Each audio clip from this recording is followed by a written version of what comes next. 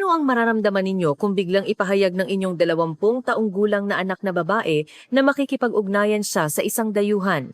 Dito sa Istanbul may isang 20 taong gulang na Turkish na anak, si Zera, na labis na nahuhumaling sa kulturang Pilipino. Ipinahayag niya sa kanyang mga magulang na susundan niya ang isang lalaking Pilipino sa Pilipinas upang magpakasal.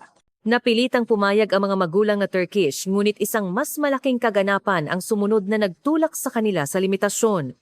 Ano ba ito? Wala bang modo ang mga kabataan sa Pilipinas?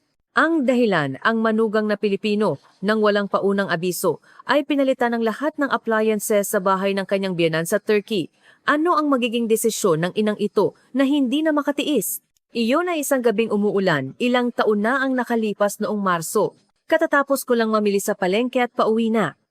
Bumubuhos ang ulan, baliw na baliw ang wiper, ngunit nanatiling malabo ang paningin sa harap. Sa sandaling iyon, ang makina ay gumawa ng kakaibang tunog. Nagsimulang manginig ng husto ang sasakyan. Lumubog ang aking puso. Wag, pakiusap. Wag ngayon. Ngunit walang silbi ang aking panalangin. Tuluyan itong huminto sa gitna ng kalsada. Sinubukan kong paandarin muli, ngunit wala akong nagawa. Hawak ang manibela, nanginginig ang mga kamay ko habang dinayal ko ang numero ng aking asawa. Mamut, nasira na naman ang kotse. Narinig ko ang buntong hininga ng asawa ko sa kabilang linya. Alam ko, pupunta na ako. Pagkalipas ng 30 minuto, dumating ang asawa ko. Kinailangan naming tumawag ng tow truck. Pag-uwi namin, sinabi ni Mamut, kapag naayos ito, magiging maayos na ang lahat. Ngunit alam ko sa aking puso na ang sasakyang ito ay ang una at tanging pag-aari na binili ng aking asawa noong ikinasal kami. Sa loob ng mahigit 20 taon, sinamahan kami nito. Para kay Mamut, hindi lang ito sasakyan kundi patunay ng kanyang kabataan at pagmamalaki bilang haligi ng pamilya. Ngunit para sa akin, iba ito. Ang sasakyang ito, tulad ng aming buhay, ay unti-unting tumatanda at balang araw, tuluyan itong hihinto sa pag-andar. Ang takot na ito ay patuloy na bumabagabag sa akin. Kinabukasan ng umaga, nakatanggap kami ng quotation mula sa repair shop. Isa na namang malaking gastos. Sabi ni Mamut, ayos lang, ngunit nag-aalala ako. Nang gabing iyon, nag-iisa akong nakatayo sa kusina. Binuksan ang pintuan ng lumang ref. Mahigit 20 taon na rin ito. Maingay at hindi na maisara ng mahigpit ang freezer. Gayon din ang washing machine. Sa tuwing mag-i-spin ito, nanginginig ang buong banyo at napakalakas ng ingay na naririnig sa kapitbahay. Ang screen ng TV ay madalas kumikislap at kalahati ng mga pindutan sa remote ay hindi na gumagana. Lahat ay sira, ngunit wala kaming pera upang palitan. Ang pagpapanatili lang ng pang-araw-araw na buhay ay napakahirap na. Nang gabing iyon, nakahiga ako sa kama, nakatingin sa kisame. Kailan pa kami magiging ganito? Humihilik ang asawa ko sa tabi ko, ngunit hindi ako makatulog. Pinipigilan ako ng takot. Paano kung tuluyang masira ang sasakyan? Paano kung tumigil ang ref at masira ang lahat ng pagkain? Paano kung masira ang washing machine? Kailangan na ba naming maglaba sa kamay? Palalim ng palalim ang aking mga alalahanin, ngunit hindi ako dinadalaw ng antok.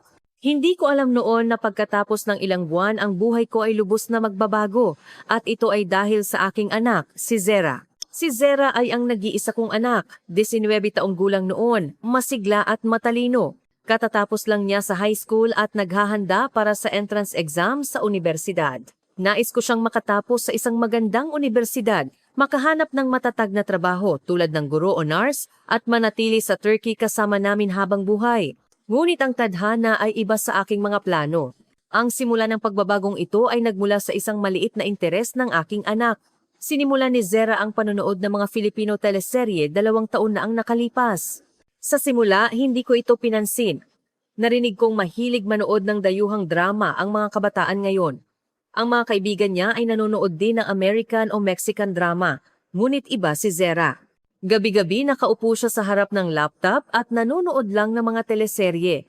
Noong una nakikita ko siyang tumatawa dahil sa mga nakakatawang eksena at naisip kong cute siya. Sumasaya ako kapag masaya ang anak ko. Ngunit habang lumilipas ang panahon, nagsimula akong makaramdam ng kakaiba. Hindi lang nanonood ng teleserye si Zera. Sinimulan niyang pakinggan ang original Filipino music, naghahanap ng mga Filipino variety show, at naghahanap pa ng mga recipe ng lutuing Pilipino at sinubukan itong gawin. Isang gabi nagulat ako nang makita ko si Zera sa kusina na naghahanda ng sinigang. Zera, ano yan? Ito ang sinigang inay. Filipino dish. Masarap daw. Ngunit noon, inakala ko na kuryosidad lang iyon ng isang kabataan at mabilis din itong lilipas. Pagkaraan ng isang taon, naghulog ng bomba si Zera. Inay, gusto kong mag-aral ng Tagalog, ano? Nahinto ang kamay ko sa paghuhugas ng plato at lumingon ako sa aking anak. Bakit ka mag-aaral ng Tagalog? Bakit hindi English? Seryosong sabi ni Zera, gusto ko ang kulturang Pilipino. Para lubos ko itong maintindihan, kailangan kong matutunan ang wika. Nag-alangan ako. Tagalog? Anong gagawin niya sa Tagalog dito sa Turkey? Hindi ko maintindihan. Nang makipag-usap ako sa asawa ko, pareho ang reaksyon niya. Ngunit ayaw kong sirain ang sigasig ng aking anak, kaya pumayag ako. Inisip ko, marahil, ito ay libangan lamang at susuko din siya. Ngunit seryoso si Zera. Nagsimula siyang mag-online classes. Nag-uukol ng ilang oras bawat araw sa pag-aaral ng Tagalog, grammar at vocabulary. Pagkaraan ng ilang buwan, nakakapagsalita na siya ng simpleng Tagalog. Nagulat ako, ngunit kasabay nito, nakaramdam ako ng pangamba. Hanggang saan ito aabot? Naging totoo ang pangamba ko. Bago siya magtapos sa high school, sinabi ni Zera, gusto kong mag-apply sa Filipino Studies Department ng Istanbul University. Sa sandaling iyon, parang tumigil sa pagtibok ang puso ko. Filipino Studies? Hindi na ito libangan, kundi direksyon na ng kanyang buhay. Tumutol ako. Zera, anong gagawin mo sa Filipino Studies? Pumili ka ng mas praktikal na kurso, ngunit nagpumilit ang anak ko. Inay, gusto kong maging interpreter sa pagitan ng Pilipinas at Turkey. Ito ang pangarap ko. Sa simula, tumutol din si Mamut, ngunit sa huli ay nahikayat siya ng sigasig ni Zera. Napilitan din akong pumayag dahil gusto kong maging masaya ang anak ko. Pagkaraan ng ilang buwan, nakapasa si Zera sa Filipino Studies Department. Umiyak siya sa tuwa. Umiyak din ako, ngunit iba ang luha ko. Kasabay ng kagalakan, may pangamba. Saan kaya dadalhin ang desisyong ito ang aking anak? Hindi ako nagkamali sa aking pangamba. Ito ay simula pa lamang. Ang simula ng paglalakbay ng aking anak, patungo sa bansang iyon, sa Pilipinas. Pagpasok ni Zera sa universidad, nagsimulang magbago ang kapaligiran sa bahay, maayos pa noong mga unang buwan. Nakatira si Zera sa dorm sa Istanbul, masipag mag-aral, umuuwi tuwing weekend, at ibinabahagi ang kanyang buhay sa kolehiyo, masiglang nagkukuwento tungkol sa kulturang Pilipino. Natutuwa ako na masaya ang anak ko, ngunit iba ang reaksyon ng mga tao sa paligid, lalo na ang kapatid ko, si Fatima. Mas bata si Fatima sa akin ng 3 taon, prangka at praktikal. Isang araw, bumisita si Fatima sa bahay at nakita si Zera na nag-aaral ng materyales sa Tagalog. Sabi niya, Ate, anong ginagawa ni Zera sa pag-aaral ng Tagalog? Para saan yan? Ngumiti ako ng may pag-aalinlangan. Gusto niyang maging interpreter, umismid si Fatima. Interpreter? Ilang Pilipino ba mayroon dito sa Turkey? Magiging trabaho ba yan? Hindi ako nakaimik dahil tama si Fatima. Gaano ba kalaki ang pangangailangan para sa Tagalog interpreter sa Turkey? Nagdududa rin ako, ngunit ayaw kong sirain ang pangarap ng aking anak. Nagpatuloy si Fatima. Ate, maging prangka tayo. Nag-aalala ako na magsisi si Zera balang araw. Sobra siyang nahuhumaling sa kulturang Pilipino. Paano kung balang araw ay sabihin niya na gusto niyang pumunta sa Pilipinas? Lumubog ang puso ko sa sinabing iyon. Pumunta sa Pilipinas? Hindi ko kailanman naisip ang posibilidad na iyon. Hindi. Hindi ganyan si Zera. Ngunit umiling si Fatima. Ate, napaka-inosente mo. Hindi mo naiintindihan ang mga kabataan ngayon. Sila ay punong-puno ng pantasya tungkol sa ibang bansa. Lalo na ang mga nahuhumaling sa Pilipinas, ginagawa nilang paraiso ang Pilipinas. May mga babae pa nga na gustong magpakasal sa lalaking Pilipino. Ang salitang kasal ay tumama sa aking isip. Makikipag-ugnayan ba si Zera sa lalaking Pilipino? Hindi. Sinubukan kong tawanan ang sinabi ni Fatima. Hindi mangyayari iyon. Matalino si Zera. Ngunit ang babala ni Fatima ay umukit ng malalim sa aking puso. Mula ng gabing iyon, tiningnan ko si Zera ng may ibang pananaw. Mayroon kaya siyang pantasya tungkol sa Pilipinas? Gusto ba niyang umalis sa Turkey? Nang umuwi si Zera sa weekend, maingat akong nagtanong, Zera, kumusta? Masaya ka ba sa pag-aaral ng Tagalog? Sumagot si Zera ng nakangiti. Sobrang saya, inay. Mabait ang propesor at marami akong natutunang kaibigan. Gusto ko pang matuto ng higit pa tungkol sa kulturang Pilipino. Nagtanong pa ako, gusto mo bang pumunta sa Pilipinas balang araw?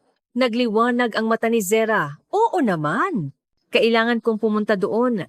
Gusto kong makita ang Maynila, ang Cebu. Lumubog ang puso ko. Gusto lang niya sigurong magbakasyon, pinatahimik ko ang sarili ko. Ngunit patuloy na lumalaki ang pangamba. Pagkaraan ng ilang linggo, bumisita ang kapitbahay naming si Tita Emine. Aishe, narinig kong nag-aaral ng Tagalog ang anak mo? Umiling si Tita. Aba, anong nangyayari sa mga kabataan ngayon? Gusto lang nila ang dayuhang bagay. Maganda rin naman ang turkey.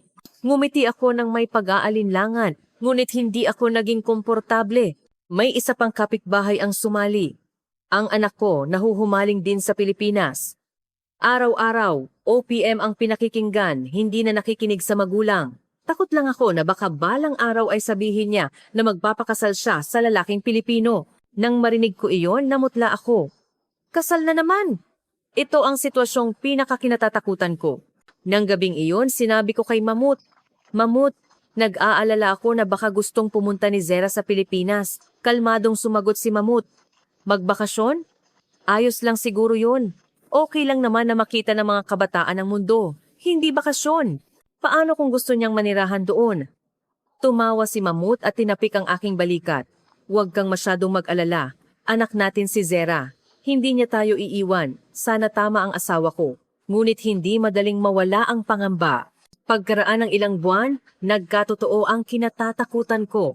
Nagsimula ang bakasyon sa tag-init at sinabi ni Zera na pupunta siya sa Antalya kasama ang kanyang mga kaibigan. Pumayag ako, natural lang na magbakasyon ang mga kabataan. Pagkaraan ng isang linggo, umuwi si Zera. Iba ang hitsura niya. Puno ng kaligayahan ang kanyang muka at iba ang kislap ng kanyang mga mata. May espesyal na nangyari. Habang naghahapunan, maingat na sinabi ni Zera, Inay, may sasabihin po ako.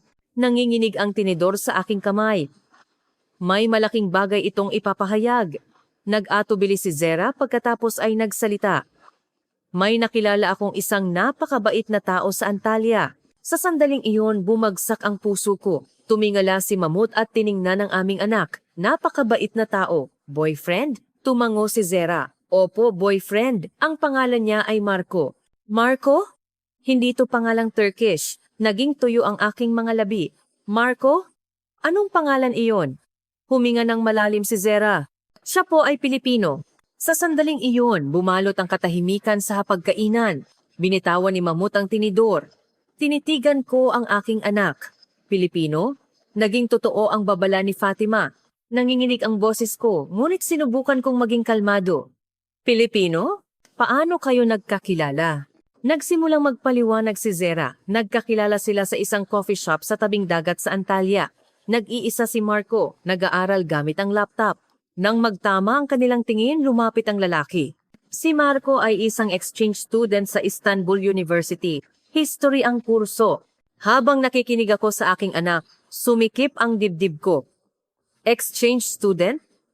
Hindi ba ibig sabihin niyan ay babalik na siya sa Pilipinas?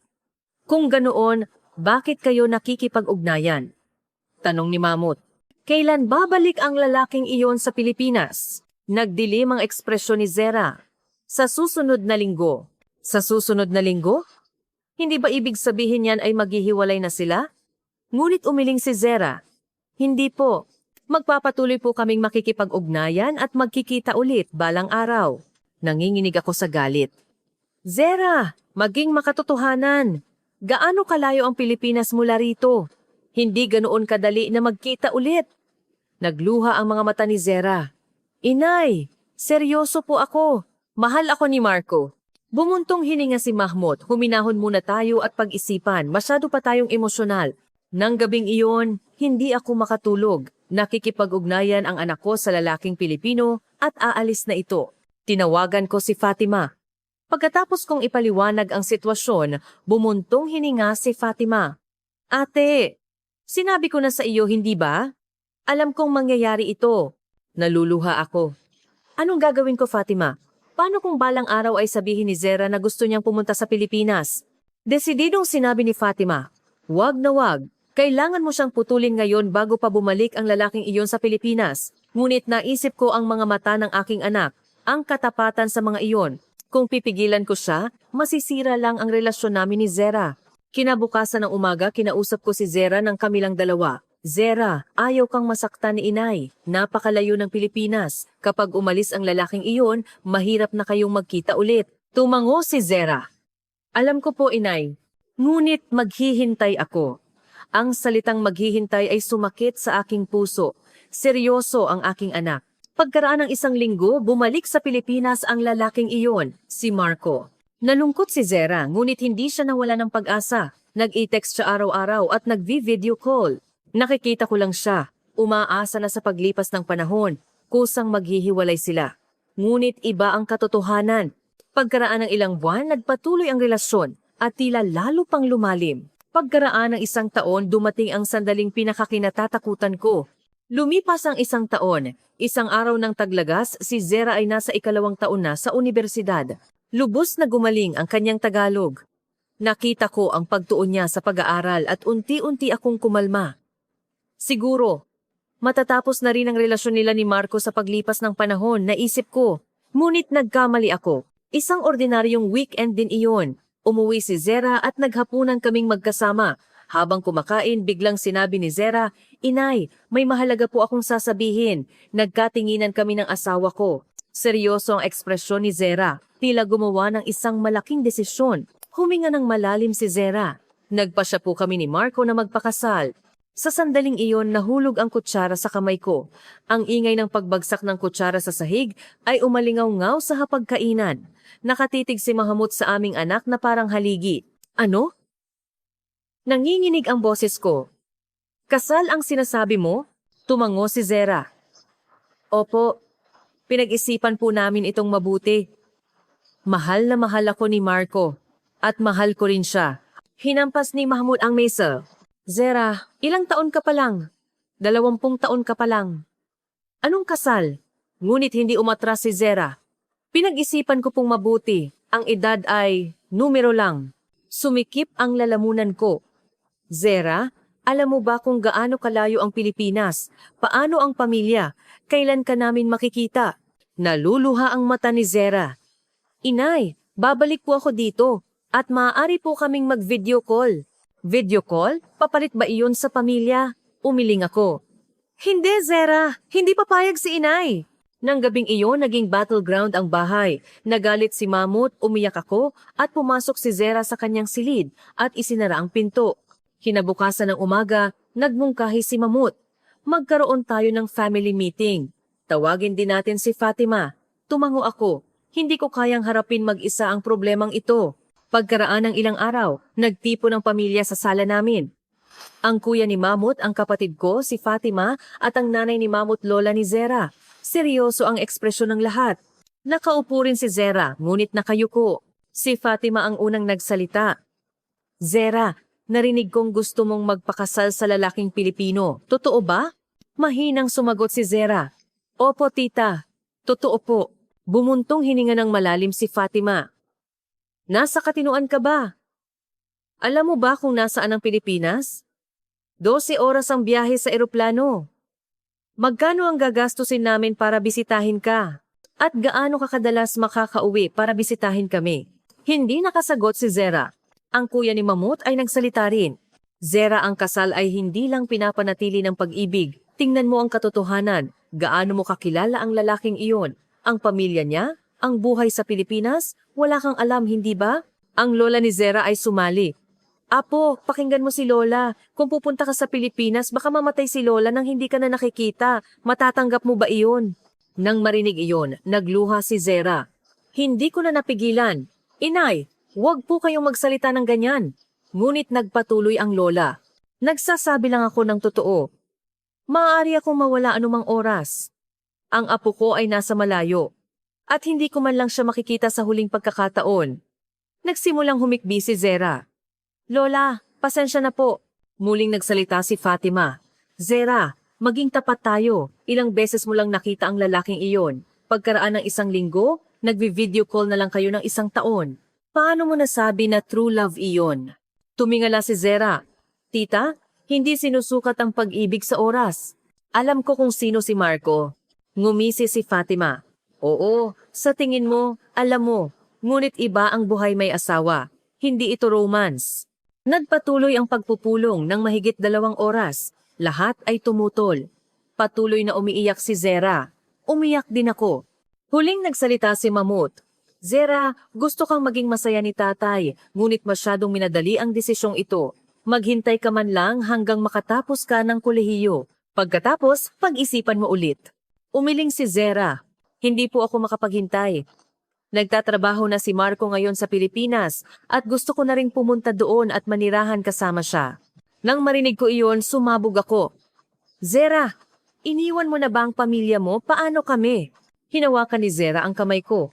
Inay, hindi ko po kayo iniiwan. Gusto ko lang na manirahan kasama ang taong mahal ko, ngunit inalis ko ang kamay ko sa kanya.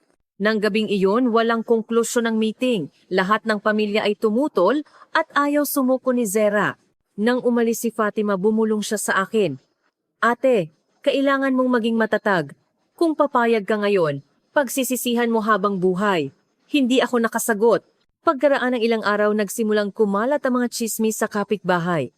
Ang anak ni Aishe ay magpapakasal sa lalaking Pilipino. 50 taon pa lang at mag-aasawa na. Nakilala lang sa internet, ang mga bulungan ay patuloy. Tinitingnan ako ng mga customer sa tindahan nang may kakaibang tingin. Isang tita ang nagsabi, Aishe, palpak ka sa pagpapalaki sa anak mo, hindi ba?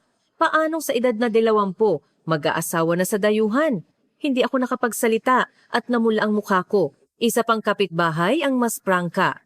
Ang pangarap ng mga kabataan ngayon ay makilala ang lalaki sa internet at manirahan sa ibang bansa. Mag-ingat ka, baka scam iyan. Ang salitang scam ay umukit sa aking isip. Dinidaya ba ako ni Marco? Masama ba ang intensyon niya? Gabi-gabi, nananaginip ako. Nakita ko ang anak ko na umiiyak mag-isa sa Pilipinas. Nakita ko si Zera na humihingi ng tulong, ngunit hindi ako makapunta. Pagkagising ko sa umaga, basa sa luha ang unan ko. Nagdurusa rin si Mamut. Gabi-gabi bumubuntong hininga siya at dumami ang beses na naninigarilyo siya.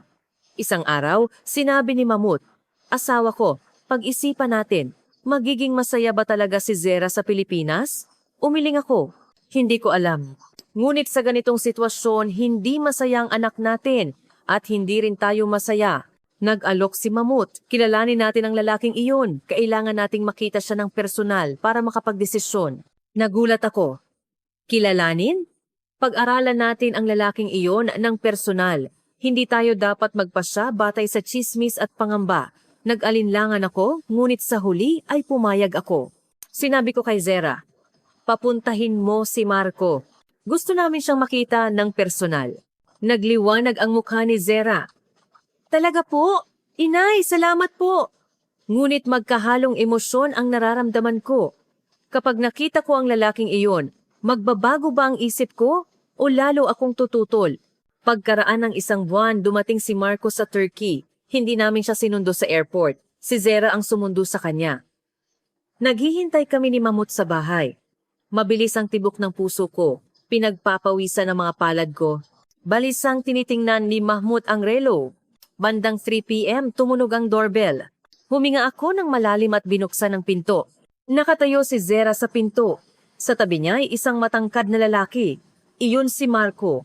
Itim ang buhok, nakasalamin, at mukhang sibilisado. Magalang siyang yumukod. Magandang araw po. Ako po si Marco. Isang karangalan na makilala kayo. Ang Turkish niya ay hindi matatas, ngunit mararamdaman na nag-practice siya. Nagulat ako. Marunong kang mag-Turkish? Ngumiti si Marco. Konti lang po. Gusto ko lang na magbigay galang sa aking biyenan. Ang kilos na iyon ay nagpaantig sa aking puso. Kahit papaano may intensyon siya, pinapasok ko sila. Umupo kami sa sala at nagkatinginan ng may pag-aalinlangan. Si Mamut ang unang nagsalita. Ginoong Marco, anong trabaho mo sa Pilipinas? Magalang na sumagot si Marco. Nagtatrabaho po ako sa marketing department ng isang kumpanya sa Maynila.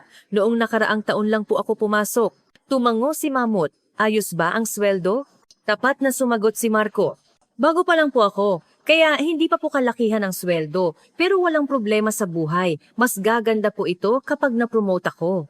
Nagtanong din ako, Kumusta ang pamilya mo? Magkasama ba ang mga magulang mo ngayon sa Maynila? Opisyal po ang tatay ko at housewife po ang inay ko. Nagpatuloy ang pag-uusap. Seryosong sinasagot ni Marco ang bawat tanong. Magalang siyang magsalita at marespeto ang kanyang ugali. Pinagmasdan ko ang lalaking ito. Mahal ba talaga niya ang anak ko? O gusto lang niyang mag-asawa at umalis? Dumating ang oras ng hapunan. Naghanda ako ng tradisyonal na lutuing Turkish lamb kebab at pilaf. Masarap kumain si Marco. Ang sarap po ng pagkain. Ang sarap po talaga ng lutuing Turkish. Sabi ni Zera, marami siyang nakain na lutuing Turkish nang exchange student pa siya sa Istanbul. Nagulat ako. Mukhang nagsumikap siyang maunawaan ang kulturang Turkish. Pagkatapos kumain, nag-usap si Mahmut at Marco sa sala. Naghuhugas ako ng pinggan sa kusina at nakikinig. Nagtanong si Mahmut, "Ginoong Marco, maging tapat ka. Kung magpakasal kayo ni Zera, paano kayo mabubuhay?" Narinig ang boses ni Marco. "Tutulungan ko si Zera na maging interpreter sa Pilipinas. Gagamitin ko ang sweldo ko para sa buhay namin at susuportahan ko ang karera ni Zera." Nagtanong ulit si Mahmut, paano kung namimiss ni Zera ang pamilya niya? Saglit na tumahimik si Marco pagkatapos ay sumagot, "Pababalikin ko po siya sa Turkey ng madalas at magvi-video call po kami araw-araw. Mag-aral po ako ng mas maraming Turkish para makipag-usap sa inyo." Nang marinig ko ang sagot na iyon, bahagyang lumambot ang puso ko. Kahit papaano, seryoso siyang nag-iisip. Kinabukasan ng umaga, may nangyaring nakakagulat. Maaga akong nagising at naghahanda ng almusal sa kusina. Sa sandaling iyon, may narinig akong ingay sa sala. Maingat akong sumilip. Nakaupo si Marco sa sofa at nagsasalita mag-isa. "Ano?" Pumasok ako sa sala. "Marco?" Turkish ang sinabi niya. "Magandang araw po, inay. May kailangan po ba akong tulungan?" Nagpa-practice siya mag-isa. Sinilip ko si Marco mula sa siwang ng pinto. Umuulit-ulit siya sa parehong mga pangungusap. Ang accent ay hindi matatas, ngunit makikita na nagsisikap siya. Sa sandaling iyon, naantig ang puso ko. Seryoso ang lalaking ito. Nagsisikap siyang makamit ang pagtanggap ng aming pamilya. Habang nag-aalmusal, sinabi sa akin ni Marco, "Inay, may kailangan po ba akong tulungan?" Hindi matatas ang Tagalog niya, ngunit ngumiti ako. "Ayos lang, salamat." Nang hapong iyon, may isa pang mas nakakagulat na nangyari. Inaayos ni Mahmut ang gripo sa bahay. Nasira iyon ilang buwan na ang nakalipas, ngunit hindi naayos dahil walang pera. Lumapit si Marco at nagtanong, "Maaari po ba akong tumulong?" Sa simula, tumanggi si Mahmut, ngunit nagpumilit si Marco. Pagkalipas ng 30 minuto, gumana na ang gripo. Nagpakita ng kasiyahan si Mahmut. "Salamat, Marco."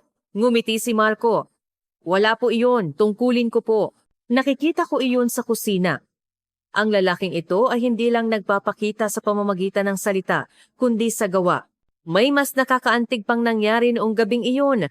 Araw-araw umiinom ng gamot si Mahmut dahil sa diabetes, ngunit minsan ay nakakalimutan niya. Pagkatapos ng hapunan, nakalimutan ulit ni Mahmut ang gamot niya. Maingat na sinabi ni Marco, "Tatay, oras na po para uminom ng gamot, hindi po ba?" Nagulat si Mahmut at tiningnan si Marco. "Paano mo nalaman?" Sumagot si Marco, "Nakita ko po kayong umiinom ng gamot kahapon. Mahalaga po ang kalusugan. Huwag po ninyong kalimutan." Lubos na naantig si Mahmut. "Salamat." Nang gabing iyon, nag-usap kami ni Mahmut ng kami lang. Asawa ko, mukhang ayos si Marco. Seryoso at thoughtful. Tumango ako. Ganoon din ang pakiramdam ko. Hindi siya masamang tao. Ngunit hindi pa rin ako panatag. Mabait siya, pero napakalayo ng Pilipinas. Nanatili si Marco sa bahay namin ng 1 linggo. Sa loob ng 1 linggo, patuloy na nagdagdag ang maliliit na bagay. Isang araw, kailangan kong buhatin ang mabigat na sako ng bigas. Tumakbo si Marco at tinulungan ako. Isang araw, inayos niya ang sirang cabinet. Kada umaga, paggising ko, malinis na ang sala at tumutulong din siya maghugas ng pinggan. Hindi siya madaldal, ngunit nagpakita siya sa pamamagitan ng gawa. Pagkatapos ng 1 linggo, kailangan ng umalis ni Marco.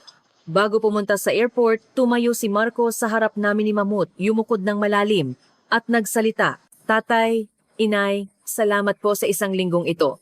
Mahal na mahal ko po si Zera, at pasisiyahin ko po siya habang buhay. Maniwala po kayo sa akin." Umiyak ako. Tinapik ni Mahmut ang balikat ni Marco. "Ipinagkakatiwala namin sa iyo ang aming anak." Pag alis ni Marco, sinabi ni Mahmut, "Asawa ko, pumayag na tayo." Mabait si Marco, pinunasan ko ang luha ko at tumango. Ngunit masakit pa rin ang aking puso dahil ipadadala ko ang aking anak sa malayong bansa.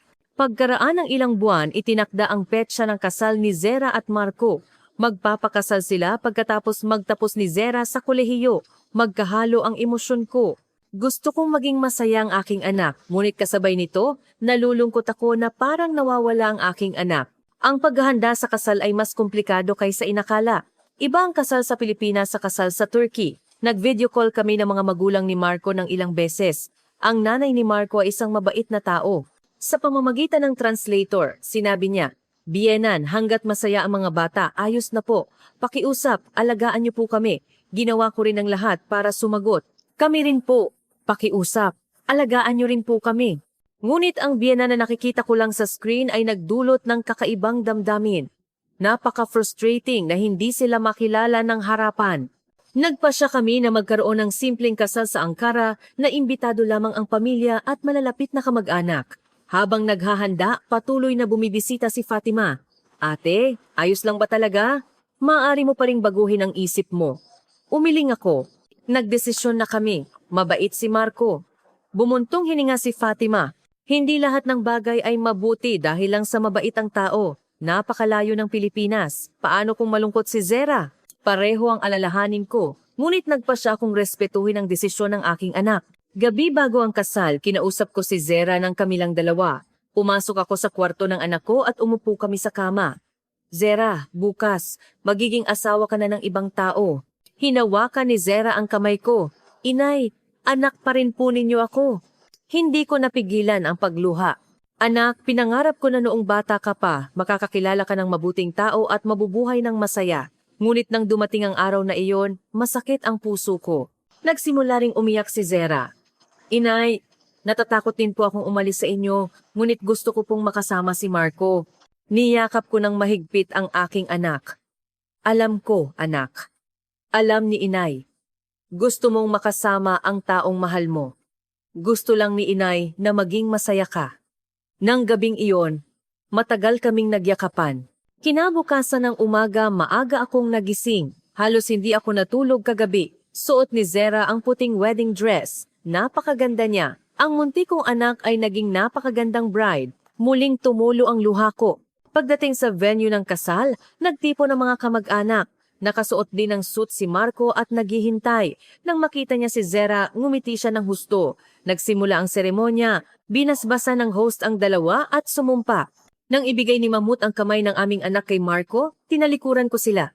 Ayokong makita ng mga tao ang luha ko. Sa reception, binati ng mga bisita ang mag-asawa, ngunit may narinig din akong ibang boses.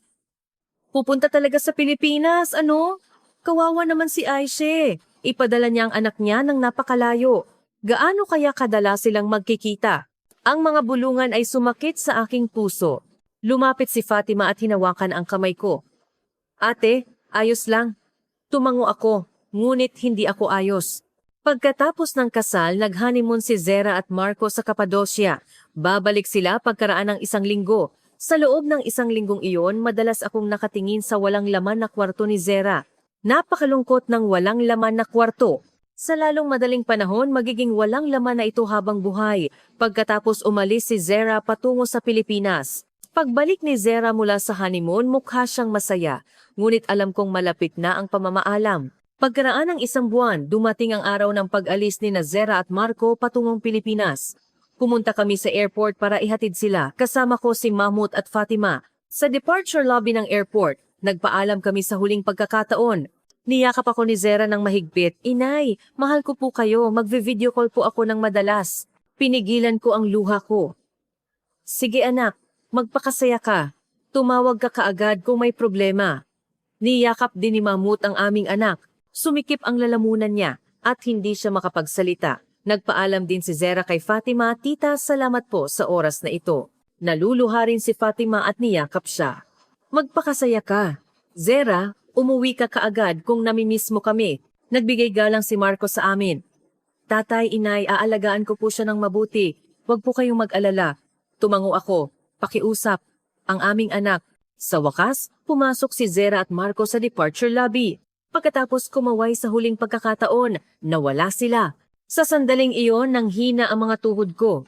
Mamut, hindi ko kaya. Ayos lang asawa ko. Magiging maayos ang anak natin, ngunit hindi ako ayos. Sa pag-uwi, patuloy akong umiyak. Si Fatima ay nasa likod at tinatapik ang aking balikat. Ate, huwag kang umiyak. Makikita mo siya sa video call. Ngunit papalitan ba ng video call ang personal na pagkikita sa aking anak? Pag-uwi namin, napakatahimik ng bahay. Ang bahay na walang zera ay pakiramdam na walang laman.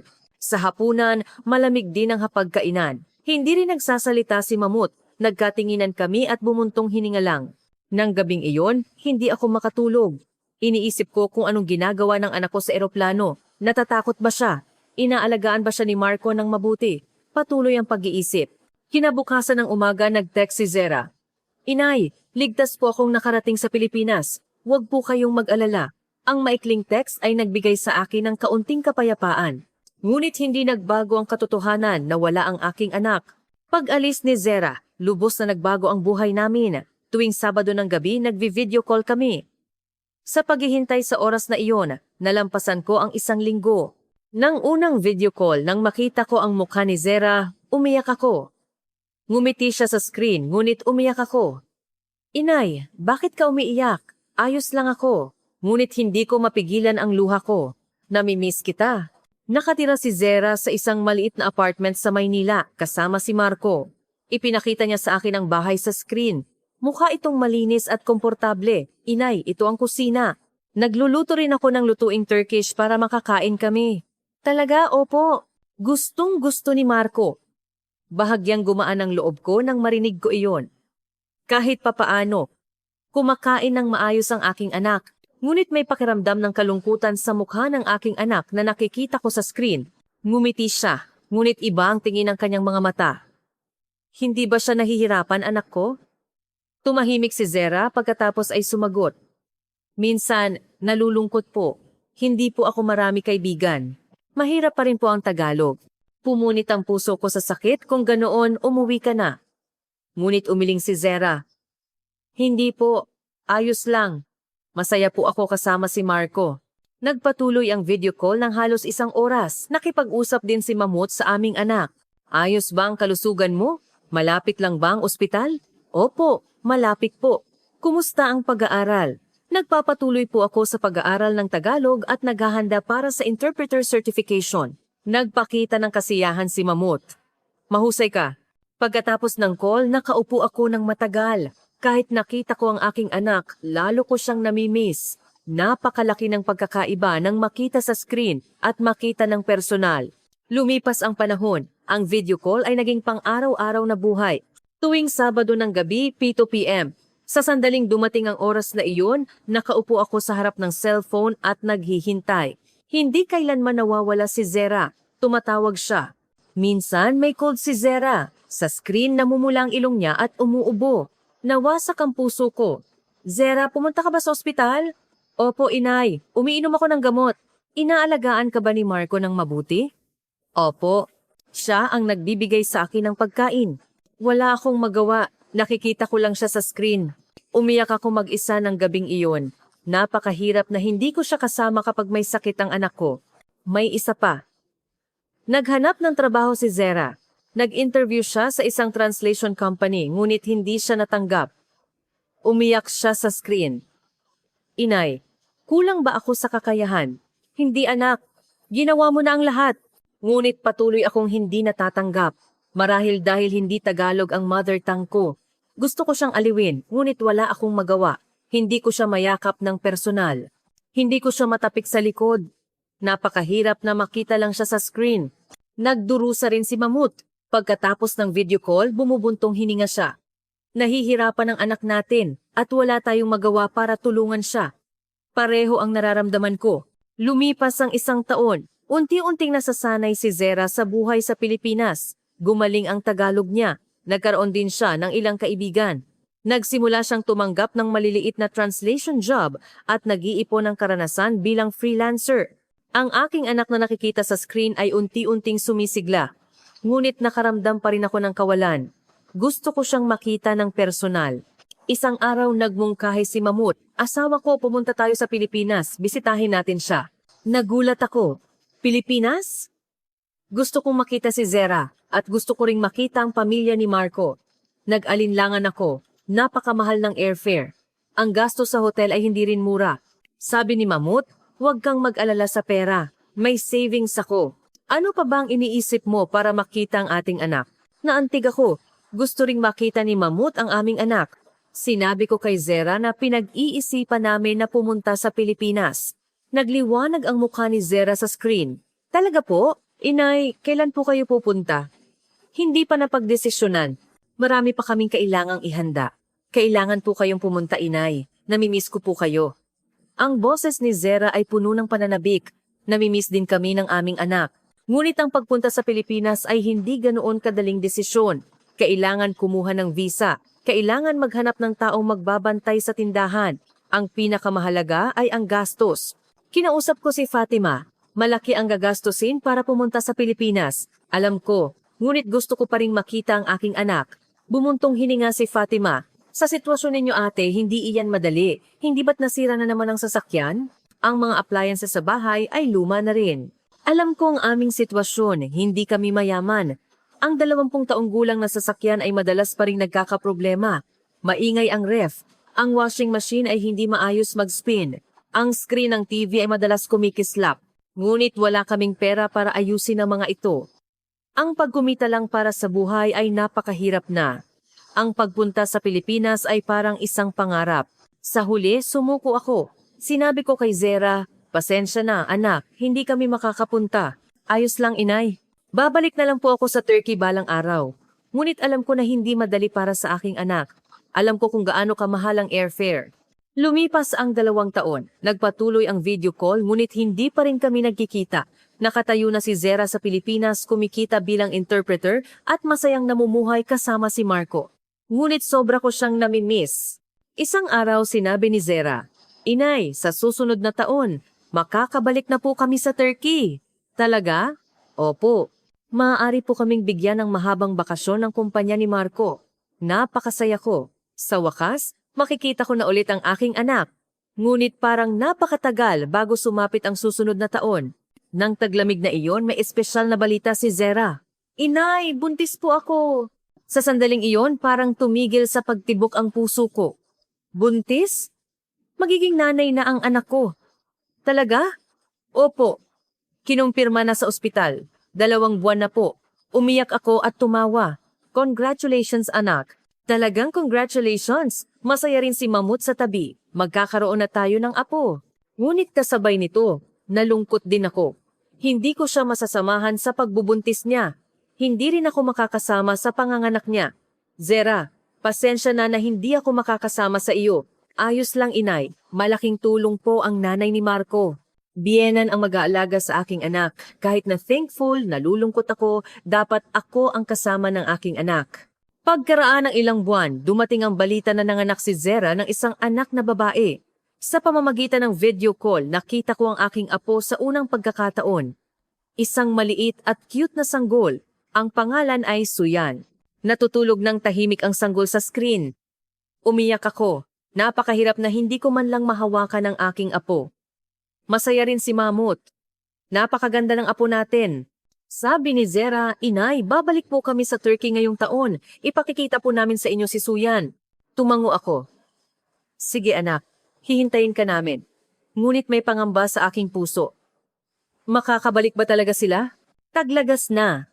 3 taon na si Zera. 1 taon na rin si Suyan. Nakikita ko pa rin si Suyan na naglalakad ang boses niya habang natututong magsalita sa pamamagitan lang ng video call. Hindi ko siya mayakap ng personal. Napakasakit ng puso ko. Isang ordinaryong araw din iyon. Nagtatrabaho ako sa tindahan. Ang lumang ref ay gumagawa pa rin ng maingay na ingay. Kumikislap ang screen ng TV. Ang sasakyan ay nasira ulit noong nakaraang linggo at dinala sa repair shop. Malaki ulit ang ginastos para ayusin. Bumuntong hininga si Mamut. Hanggang kailan pa natin gagamitin ang sasakyang ito? Magtiis muna tayo. Wala tayong pera para bumili ng bago. Mahirap pa rin ang buhay namin. Hindi kami makapagpadala ng pera kay Zera. Minsan, gusto ni Zera na padalhan kami ng pera, ngunit tinanggihan ko. Gamitin ninyo na lang. Magkano bang gagastusin sa pagpapalaki ng bata? Ayos lang inay, may savings po kami, ngunit ayaw kong kumuha ng pera sa anak ko. May pride ako bilang magulang. Isang gabi nanonood kami ng TV ni Mamut. Habang nakatingin sa kumikislap na screen, sinabi ni Mamut, kailangan na ring palitan ito, wala tayong pera. Sa sandaling iyon, tumunog ang telepono. Tumatawag si Zera. Karaniwan, video call ang ginagawa namin. Kakaiba na regular call lang. Hello, Zehra. Medyo nanginginig ang boses ng anak ko. Kumusta? Ayos lang. May sasabihin po ako. Nagsimulang bumilis ang tibok ng puso ko. Mukhang may mahalagang sasabihin. Ano iyon? Sabihin mo na. Nag-atubili si Zera pagkatapos ay nagsalita. Pupunta kami sa Turkey ngayong linggo. Halos mahulog ang cellphone ko. Ano? Pupunta kayo sa Turkey? Opo. Surprise sana. Kung sasabihin ko ng maaga, masyado po kayong maghahanda. Umiyak ako. Talaga? Opo. Talaga po, sa Makalawa na po ang dating. Sa Makalawa? Masyadong biglaan, ngunit sobrang saya ko. Sa wakas, makikita ko na ulit ang aking anak at mayayakap ko na si Suya ng personal. Sinabi ko kay Mamut ang balita. Mamut, pupunta na si Zera. Ano? Nagulat din si Mamut. Talaga? Gaano katagal? 1 linggo. Nagliwanag ang mukha ni Mamut. Sa wakas, makikita na natin ang apo natin. Pagkatapos kong ibaba ang telepono, nagsimula akong maglinis ng bahay. Inayos ko ang kwarto ni Zera. Naglabas ako ng bagong kumot. Kailangan ko ring maghanda ng lugar para sa sanggol. Kinabukasan, pumunta ako sa palengke. Bumili ako ng mga sangkap na gusto ni Zera Lam, fruits. Naghanda rin ako ng snacks para sa sanggol. Kahit nagastos ako, ayos lang. Para sa aking anak at apo, tinawagan ko si Fatima. Pupunta na si Zera. Talaga? Sa Makalawa at 1 linggo lang kami magkakasama. Masaya rin si Fatima. Ate, napakaganda niyan. Pupunta rin ako para makita ang pamangkin ko. Sa wakas, dumating na ang araw ng pagdating. Mula sa umaga, hindi ako mapakali. Paulit-ulit kong kinukumpirma kung anong oras sila darating. Sabi ni Mamut, sunduin na lang namin sila sa airport. Ngunit sinabi ni Zera na magta-taxi na lang sila. Bandang 2 p.m., may narinig akong ingay sa labas ng pinto. Mabilis ang tibok ng puso ko. Binuksan ko ang pinto. Nakatayo si Zera, karga si Suyan. Sa tabi niya si Marco, hila ang mga baggage. Inay! Zera! Tumakbo ako at niyakap ang aking anak. 3 taon. Ang anak na nakikita ko lang sa screen ay niyakap ko ng personal. Tumulo ang luha ko. Namimiss na kita. Sobra. Umiyak din si Zera. Ako rin po, inay. Lumabas din si Mamut at niyakap ang aming anak. Anak, nahirapan ka. Pagkatapos, nakita ko si Suyan. Tinitingnan niya ako ng kuryosong mga mata.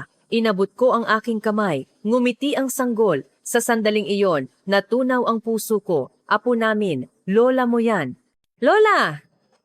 Kinuha ko si Suyan. Mainit at malambot. Iba ito kaysa sa makita sa video call. Nagbigay galang din si Marco. Tatay, inay, nakabalik na po ako. Nahirapan ka, Marco. Pumasok kami sa bahay. Tiningnan ni Zera ang bahay. Inay, ganoon pa rin po ang bahay, ano? Oo, ganoon pa rin. Ngunit may pait sa boses na iyon.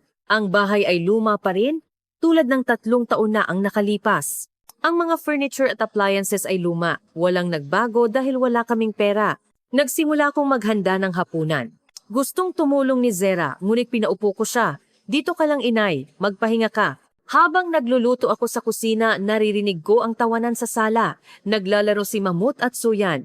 Ang masayang tunog na iyon ay ngayon ko lang narinig sa loob ng 3 taon. Sa hapunan, sinabi ni Zera, Inay, ang sarap po talaga ng luto ninyo. Namimiss ko po. Kumain ka pa ng marami. Masarap din kumain si Marco. Talaga pong ang luto ni Inay ang pinakamahusay. Pagkatapos kumain, umupo kami sa sala. Si Suyan ay nasa kandungan ni Mamut at naglalaro. Pagkatapos, maingat na nagsalita si Marco. Tatay, inay, may dahilan po talaga kung bakit kami pumunta. Tiningnan ko si Marco. Anong dahilan? Tumingin si Marco kay Zera. Tumango si Zera. Nagpatuloy si Marco. Nag-ipon po kami nitong mga nakaraang taon at tinulungan po kami ng nanay ko. Nanay mo? Ang biyenan ko? Tanong ko. Tinulungan ng biyenan ko? Opo. Sabi po ng nanay ko, kailangan magbahagi ng damdamin ng mga biyenan. Hindi ko naintindihan. Anong ibig sabihin yan? Nagpatuloy si Marco. Kaya, naghanda po kami ng regalo para sa inyo. Regalo? Opo, darating po bukas. Bukas? Anong regalo? Ngunit ngumiti lang si Marco at hindi sumagot. Makikita niyo po bukas. Nagkuryoso ako, ngunit hindi na ako nagtanong. Nang gabing iyon, nakahiga ako sa kama, hindi makatulog. Anong regalo kaya iyon? Sa tabi ko, balisa ring gumagalaw si Mamut. Mamut, matulog ka na. Nagkuryoso din ako. Hindi ako makatulog. Sa huli, nagising kami hanggang umaga. Kinabukasan ng umaga, napakaaga kong nagising. 2 oras na mas maaga kaysa sa karaniwan. Hindi ako makatulog dahil sa pag-asa at kaba. Pumunta ako sa kusina para magtimpla ng kape. Tumingin ako sa labas ng bintana, isang ordinaryong umaga. Naghahanda ang mga tao para pumasok sa trabaho. Nag-aaral ang mga bata. Naisip ko na maghahanda rin ako ng almusal tulad ng karaniwan. Sa sandaling iyon, pumasok si Marco sa kusina. Magandang umaga, inay. Ang aga niyo po. Darating ba ang regalo ngayon? Anong oras? Bandang 10 a.m. po. Tiningnan ko ang orasan. 8 a.m. pa lang. Kailangan pang maghintay ng 2 oras. Bumangon din si Zera at pumunta sa sala. Niyakap niya ako. Magandang umaga, inay. Ayos po ba ang tulog ninyo? Oo. Matagal na akong hindi nakatulog ng ganito kaganda. Lumabas din si Mamut. Nag-almusal kaming magkasama. Habang kumakain, nagtanong si Mamut kay Marco. Hindi mo ba kami mabibigyan ng clue, Marco? Anong regalo? Ngumiti si Marco at umiling. Pasensya na po, mas maganda po kung makikita ninyo ng personal. Pagkatapos kumain, mabagal ang paglipas ng oras. 9 a.m., 9:30 a.m., patuloy kong tinitingnan ang orasan. Hindi rin mapakali si Mamut. Bandang 9:50 a.m., sinabi ni Marco, malapit na po. Sa sandaling iyon, may narinig akong ingay ng malaking sasakyan sa labas. Tumakbo ako sa bintana. Pagkakita ko sa labas, nanlaki ang mata ko. Isang malaking truck ang nakaparada sa harap ng bahay namin. Sa tabi nito may nakaparadang silver sedan bagong kotse. Kumikinang ang bagong kotse na nakaparada sa harap ng bahay namin. Hindi ako makapaniwala. Mamut, labas! Tingnan mo! Bilisan mo! Lumapit si Mamut. Nang makita niya ang nasa labas ng bintana, hindi niya maisara ang bibig niya. Ano iyon? Lumapit sina Zera at Marco sa amin. Sabi ni Marco, lumabas po tayo at tingnan. Nagmamadali kaming lumabas. Sa tabi ng kotse, nakatayo ang isang lalaki. Mukha siyang taga-dealership. Nagsalita si Marco sa Turkish sa lalaking iyon. Kinuha ng lalaki ang mga dokumento at ibinigay kay Marco. Lumapit si Marco sa amin at iniabot ang susi ng kotse kay Mamut. Tatay, ito po ang aming regalo. Nanginginig ang kamay ni Mamut habang kinuha niya ang susi. Ito ba ay sa amin? Opo, tatay. 20 taon na po kayong nagmamaneho ng lumang kotse. Oras na po para magmaneho ng bago. Umiyak ako. Lumapit ako sa kotse at hinawakan ang malamig na metal na ibabaw. Bagong kotse talaga. Hindi ito panaginip. Binuksan ni Mamut ang pinto at umupo sa loob. Amoy bagong kotse. Malinis ang seats, ang latest na dashboard. Lahat ay bago. Umiyak si Mamut. Salamat, Marco. Zera, maraming salamat. Ngunit sabi ni Marco, hindi pa po tapos. Ano pa? Itinuro ni Marco ang truck. Mayroon pa po sa truck. Binuksan ang pinto ng truck. Puno ito ng malalaking kahon.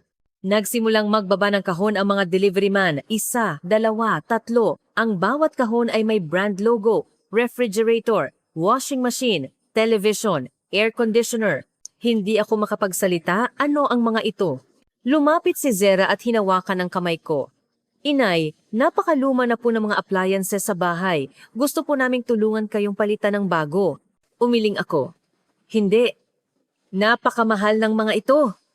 Ngunit sabi ni Marco, Inay, pakiusap, tanggapin niyo po. Ito po ang aming damdamin. Nagsimulang magbaba ng kahon ang mga delivery man. Nakatayo lang ako at nanonood. Ganoon din si Mamut. Nagkatinginan kami. Ito ba ay totoo o panaginip? Mabilis kumilos ang mga technician. Una, inilabas ang lumang ref. Ang ref na kasama namin sa loob ng 20 taon. Maingay at hindi na maisara ng mahigpit ang freezer. Nagtanong ang technician, anong gagawin dito? Itapon na lang, sabi ko. Kakaibang pakiramdam nang sabihin ko iyon. Itatapon ko na ang kasama namin sa loob ng 20 taon. Inilagay ang bagong ref, isang malaki at malinis na silver ref. Pagbukas ng pinto, nagliwanag ang LED light. Malawak ang ref at malaki rin ang freezer. Halos walang ingay.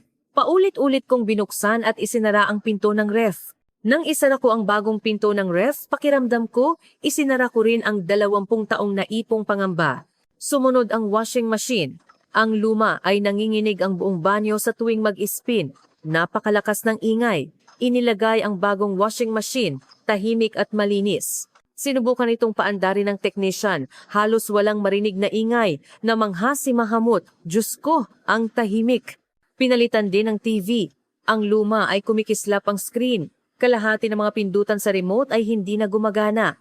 Ang bagong TV ay nakasabit sa dingding ng sala. Mas malaki at malinaw ang picture quality. Binuksan ng technician ang power. Lumabas ang magandang image. Makulay. Huli, inilagay ang air conditioner. Wala kaming aircon. Ang tag-init ay inilalabas lang namin sa electric fan. Isang aircon ang inilagay sa sala at isa sa bedroom. Sabi ni Marco, makakapagpahinga na kayo ng malamig ngayong tag-init. Nang matapos ang lahat ng installation, tiningnan ko ang bahay. Lubos itong nagbago. Ang mga lumang bagay ay pinalitan ng bago. Puno ang bahay ng kumikinang na appliances. Umupo ako sa sahig at umiyak. Umiyak din si Mahmut sa tabi ko. Tumakbo si Zera at niyakap kami. Inay, bakit kayo umiiyak? Sinabi ko ng humihikbi. Sobra akong nagpapasalamat. Lumapit din si Marco.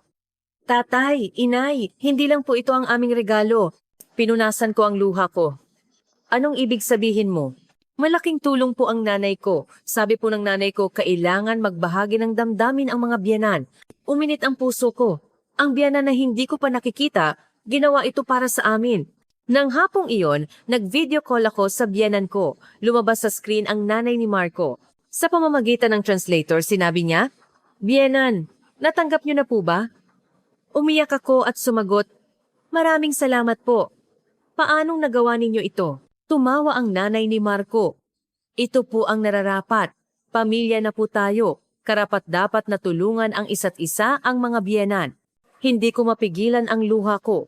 Kahit magkaiba ang wika, iisang aming damdamin. Ang nanay ni Marco sa kabilang screen ay lumuluha rin. Nang gabing iyon, nanood kami ng sine sa bagong TV. Ang malinaw na image ay nagpahamangha sa lahat. Pumapalakpak din si Suyan habang nakatingin sa screen. Nang gabi, nakahiga ako sa kama at sinabi ko kay Mamut, parang nananaginip ako. Ako rin. Hindi pa rin ako makapaniwala. Naisip ko na hindi lang ang sala ang nagbago, kundi ang aking puso. Ang 20 taong naipong pangamba at pag-aalala ay tila naglaho. Wala na akong takot sa hinaharap. Kinabukasan ng umaga, maaga akong nagising. Ang nangyari kahapon ay parang panaginip pa rin. Pumunta ako sa kusina at binuksan ang pinto ng bagong ref. Tahimik at malinis ang bagong ref. Ngumiti ako habang isinara ko ang pinto. Habang naghahanda ako ng almusal, may narinig akong ingay sa labas. Tumingin ako sa bintana. Ilang tita na kapitbahay ang nakatingin sa bagong kotse sa harap ng bahay namin. Narinig ko ang mga bulungan. Bagong kotse ba iyon ni Aishe? Diyos ko! Bagong-bago talaga. Magkano kaya iyon? Ang asawa ni Zera ang bumili. Napakabait ng manugang na Pilipino. Umatras ako mula sa bintana. Magkahalo ang pakiramdam ko. Nahihiya ngunit may pagmamalaki. Pumasok si Mahmut sa kusina. May tumitingin sa kotse sa labas. Alam ko, nakita ko. Huwag mo silang pansinin. Naiinggit lang sila. Pagkatapos ng almusal, sinabi ni Mahmut, subukan natin ang bagong kotse. Pumayag sina Zera at Marco. Sumakay kaming lahat sa kotse. Si Mahmut sa driver's seat, ako sa passenger seat. Sa likod, karga ni Zera si Suyan. Nakaupo si Marco sa tabi niya. Pinaandar ni Mahmut ang makina. Tahimik ang tunog ng makina. Iba sa 20 taong gulang na kotse. Walang vibration at walang kakaibang ingay. Ngumiti si Mahmut. Ang ganda talaga. Dahan-dahang gumalaw ang kotse. Nang umalis kami sa komunidad, nakatingin ang mga kapitbahay. May mga kumakaway, ngunit may mga nakatingin lang ng may inggit. Nagmaneho kami papunta sa bayan. Tahimik sa loob ng kotse. Komportable ang pagsakay. Patuloy na pumupuri si Mahmut. Iba talaga ito sa 20 daong gulang na kotse. Nagtanong si Zera sa likod, Tatay, masaya po ba kayo? Oo, sobra. Maraming salamat sa inyo anak. Nang dumaan kami sa sentro ng bayan, huminto kami sa traffic light. Sa tabi namin may nakita akong kilalang tao. Kaibigan ni Mahmut. Binuksan niya ang bintana. Mamut, bumili ka ng bagong kotse? Ang ganda ah! Magkano? Ngumiti ng awkward si Mamut. Regalo ng manugang ko. Nagpakita ng pagkamangha ang mukha ng kaibigan niya. Manugang na Pilipino ah? Magaling! Naging berde ang ilaw. At umalis kami. Nagsalita si Mamut mag-isa. Mabilis kumalat ang tsismis. Ganoon din ang naisip ko. Walang sikreto sa maliit na komunidad. Nagmaneho kami sa labas ng bayan. Naglibot. Ang tanawin sa labas ay dumadaan. Natulog si Suyan sa kotse. Sabi ni Zera, mukhang masaya si tatay. Lumingon ako. Oo, sobrang saya. Dahil sa inyo. Pagkaraan ng halos 1 oras, umuwi kami. Nang dumating kami sa bahay, naghihintay si Fatima. Pagbaba namin, tumakbo si Fatima. Ate, sa inyo ba talaga ang kotse na ito? Oo, regalo ni Zera at Marco. Umikot si Fatima sa kotse. Diyos ko, bagong-bago talaga. Napakagaling ng manugang na Pilipino. Pagpasok namin sa bahay, mas nagulat si Fatima. Pinalitan din ang ref, washing machine din, TV din, lahat pinalitan. Magalang na nagbigay galang si Marco. Magandang araw po, tita. Tiningnan ni Fatima si Marco. Marco, maraming salamat talaga. Salamat sa pag-aalaga sa kapatid ko. Ito po ang nararapat. Umupo si Fatima sa sofa at nagsalita. Mapalad ka talaga. Ngumiti ako ngunit magkahalo ang pakiramdam ko. Si Fatima ang unang tumutol sa kasal ni Zera. Nang hapong iyon, nagsimulang dumating ang mga bisita, mga tita na kapitbahay na nakarinig ng chismis. Aishe, congrats sa bagong kotse. Salamat. Nagbago rin ang bahay. Bago lahat ng appliances. Ano? Opo. Regalo ng manugang ko. Namangha ang mga tita. Napakabait ng manugang na Pilipino. Nakakainggit. Ngunit iba ang reaksyon ng isang tita. Magkano iyon? Mayaman ba ang mga Pilipino? Nang marinig ko iyon, hindi ako naging komportable. Hindi dahil mayaman si Marco, kundi dahil sa kabutihan ng kanyang puso kaya niya ginawa iyon. Nang umalis ang mga bisita, napagod ako. Napipressure ako sa tingin ng mga tao. Lumapit si Zera. Inay, ayos lang po ba kayo? Ayos lang. Huwag mong pansinin ang sinasabi ng iba. Nainggit lang sila. Alam ko, pero hindi madali. Pagkaraan ng ilang araw, may mas nakakagulat pang nangyari. Nagtatrabaho ako sa tindahan nang may pumasok. Paglingon ko, nakita ko ang tita na pinakamahilig magchismis sa komunidad. Noong sinabi ni Zera na magpapakasal sa lalaking Pilipino, siya ang pinakamahilig mang-asar sa akin, sinasabing baliw na nakilala ang lalaki sa internet at pumunta sa ibang bansa. Ngumiti ng awkward ang tita. Aishe, kumusta? Kumusta tita? Nag-atubili ang tita pagkatapos ay nagtanong. May kakilala ka bang mabait sa mga kaibigan ni Marco? Ano? Ang anak ko, nakatapos na sa kolehiyo, pero wala pang trabaho. Baka may pagkakataon sa Pilipinas. Nagulat ako. Ang taong pinakatumutol ilang taon na ang nakalipas ay interesado na ngayon sa Pilipinas. Hindi ko po alam, tita. Nagpatuloy ang tita. O kung mag-aaral ang anak ko ng Tagalog, makakakilala ba siya ng mabait na tao? Naramdaman ko ang pait at kagalakan. Hindi lahat ng Pilipino ay mabait, naisip ko. Tumango ang tita at umalis. Nang gabing iyon, sinabi ko kay Mamut ang nangyari. Tumawa si Mamut. Lubos na nagbago ang ugali ng mga tao. Dahil talaga sa ating anak. Tumango ako. Mabilis na lumipas ang 1 linggo. Ang oras na ginugol namin kasama sina Zera, Marco at Suyan ay napakasaya. Nagkasama kaming kumain araw-araw, nag-usap, naglaro, kasama ang aming apo. Nagmaneho kami ng bagong kotse at naglakbay. Pumunta pa kami sa sikat na Pamukkale at Cappadocia, ang paglalakbay na hindi ko man lang naisip gamit ang 20 taong gulang na kotse. Napakakomportable ng bagong kotse.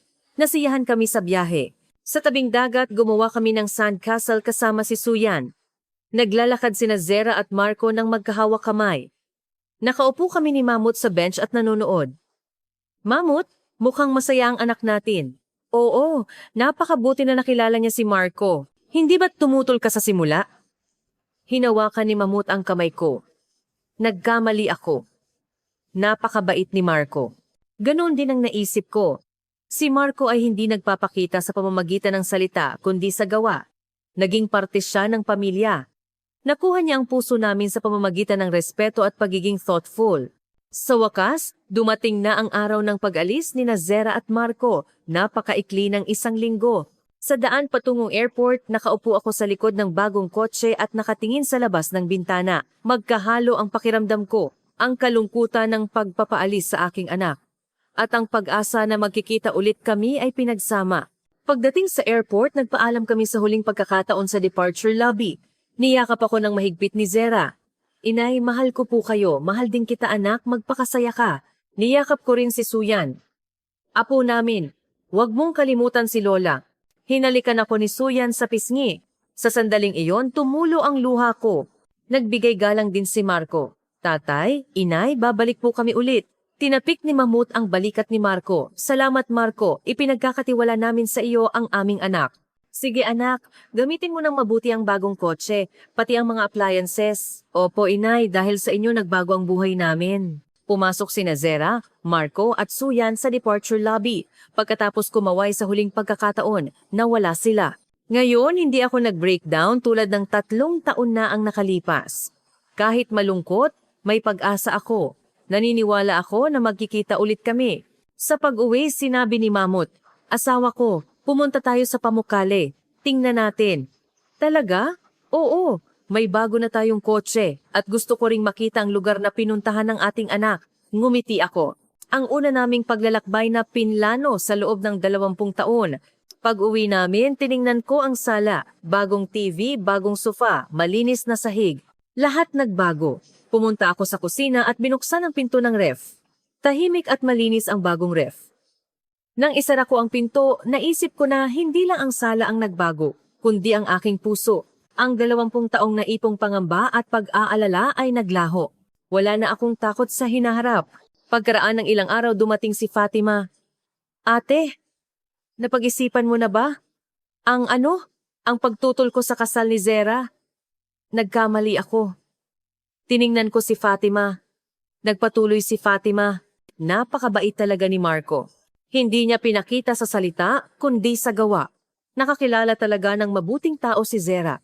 Ganoon din ang naisip ko at napakapala din ni Zera na magkaroon ng ganitong kabait na manugang. Salamat, Fatima.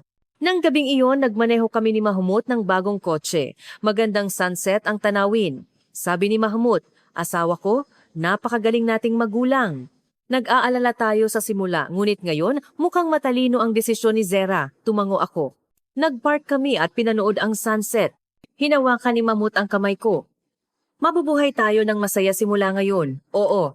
Pagkaraan ng ilang buwan, nag-video call si Zera. Lumabas sa screen si Zera. Inay, may magandang balita po ako. Babalik po kami sa Turkey sa susunod na tag-init. At this time, kasama na po ang mga magulang ni Marco. Talaga? Opo, gusto po nilang makilala kayo. Napakasaya ko. Sa wakas, makikilala ko na ang aking mga biyenan. Ang mga taong nakita ko lang sa screen ay makikita ko na ng personal. Zera, may isa pa po. Buntis po ako ulit. Bumilis ang tibok ng puso ko. Talaga? Opo, lalaki po ngayon. Congratulations anak. Talagang congratulations. Pagkatapos kong ibaba ang telepono, sinabi ko kay Mamut ang balita. Masaya rin si Mamut. Magkakaroon ulit kami ng apo. Nang gabing iyon, nakahiga ako sa kama. Naalala ko ang gabing umuulan, ang takot ng masira ang sasakyan. Ang pangamba ng sinabi ni Zera na magpapakasal sa lalaking Pilipino. Ang pagtutol ng lahat sa family meeting, ang mga bulungan ng mga kapitbahay. Ngunit ngayon, iba na ang lahat. Ang bagong kotse ay nakaparada sa harap ng bahay. Ang mga bagong appliances ay puno sa bahay. Ang pinakamahalaga, masaya ang aking anak. Masaya rin kami. Ang pag-aaral ng Tagalog ni Zera ay hindi lang libangan, kundi naging tulay na nag-ugnay sa pamilya. Si Marco ay naging parte ng pamilya, hindi sa salita, kundi sa gawa. Ang damdamin ng mga biyenan ay nagpabago sa aming buhay. Ang regalo ay hindi material, kundi respeto. Ang pinakamalaking surprise ay ang biyenan ang unang nag-abot ng kamay. Tumingin ako sa labas ng bintana. Ang mga bituin ay nakasabit sa langit. Ngumiti ako at isinara ang aking mga mata. Inaasam kong tag-init sa susunod na taon ang makasama ang biyenan at ang aking mga apo ang maglakbay sa bagong kotse. Ang pagpapadala sa aking anak sa malayong bansa, ang damdamin ng biyenan ang nagpabago sa aming pamilya. Ang 20 taong gulang na sirang kotse ay naging bagong susi ng kotse noong gabing iyon. Ang sandali ng pagsasara ng lumang ref ay ang sandali na isinara ko rin ang aking pangamba. Ang pang-iinis ng mga kapitbahay ay naging inggit sa loob ng isang araw. Ngayon, sigurado ako na tama ang aming desisyon. Sina Zera at Marco, at ang aming darating na apo lahat ay biyaya. Salamat.